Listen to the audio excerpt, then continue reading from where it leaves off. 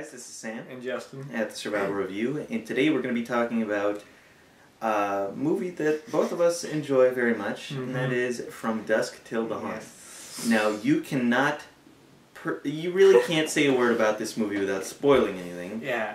So we're just gonna... I mean, it's not like crazy spoiler. Yeah. It's not like we're ruining the whole movie for you. Because it already does that on the box. Yes. The cover art of the DVD reveals a character who's gonna die in the movie.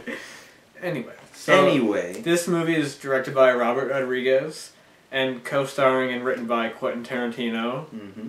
And Quentin does, in my opinion, some people hate him in this movie, I've heard, but I like him in this movie. Yeah, not bad. So we'll get to the acting later.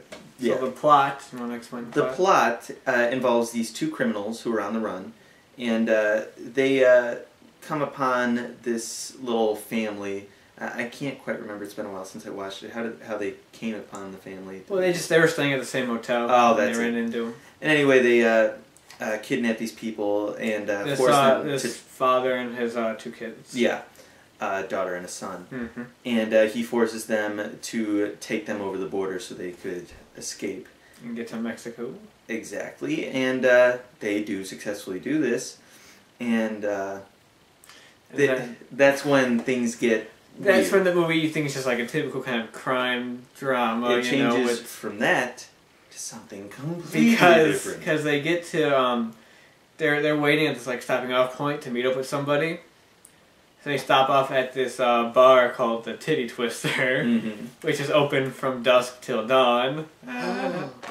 And the reason why it's open from dusk till dawn is it turns out that they kind of have a vampire problem. Yes, and as in. The whole place is basically vampires. It's run by vampires. So, this movie starts out as a typical kind of, not typical, but like a crime drama, stuff like that. Into a vampire. Also just turns into a vampire movie. Yeah.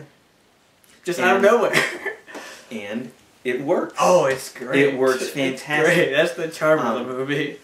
And most people going in watching this movie the first time usually know that it's a vampire movie already. But I was watching it, and that first half that I was watching, not half, but that first it's a long part of the first half of the movie. That first portion of the movie, I was starting to question whether I was watching the right movie or not, because I'm like, where's the vampires? But it's definitely a really, really cool twist in the movie that takes it in a completely different direction, and it works perfectly. So the cast, it's the two guys who were on the run from the law, played by George Clooney and Tarantino.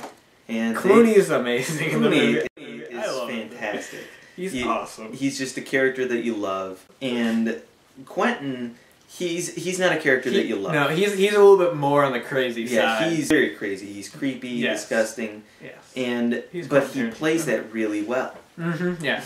I would agree. I don't think he was great or anything, but he was good. No, he does a good job with the role. It's not like Oscar-worthy performance or anything, but he did a good job with it. Yes. And then for horror fans, some of the people they find in the bar include Tom Savini. Tom Savini. Who we mentioned in the Chainsaw 2 review, who did the effects for that. He's in the movie. Well, I actually had no idea he was in the movie the first time I watched it. And I see him, and he's wearing his signature leather jacket. And I'm just like, I really love this movie. Yeah. Because that's just something I love to see. Yeah, definitely. And also Danny Trejo. Oh yeah, he has a small part in the movie. Yeah, yeah, he does a good job for. Well, he's Danny Trejo, so he's gonna be cool no matter what. So the whole cast is well done. All the effects are all pretty good. Yeah, they're all good, and the movie just has this like sense, like it's self-aware. You know, like they make references to vampire movies and stuff like that, which is awesome. But it's like it's self-aware, but it's also kind of serious in its own right. It's kind of serious, but doesn't take itself too seriously. No, but it's not like a complete parody. Exactly. If that makes any sense. It's a really good balance. It's a perfect balance, in my opinion. I think they did a fantastic job making it not too serious, but still have serious elements. It's the type of movie that I told Rob Rodriguez this when I met him at Comic-Con, that it's a movie that I could watch any day of the week and it never gets boring. Ever. I'm the same way. It's just so much fun. Like, I don't know, something about the movie that I can watch like today and then watch it again tomorrow, just for the heck of it. It still is awesome. It's just such a fun movie to watch. It never gets old. It never, no. It's such like a fresh movie, like in its own right, and just with Tarantino writing it, it has that Tarantino feel to it with the dialogue and stuff. So there's a lot of great like dialogue scenes and stuff like that.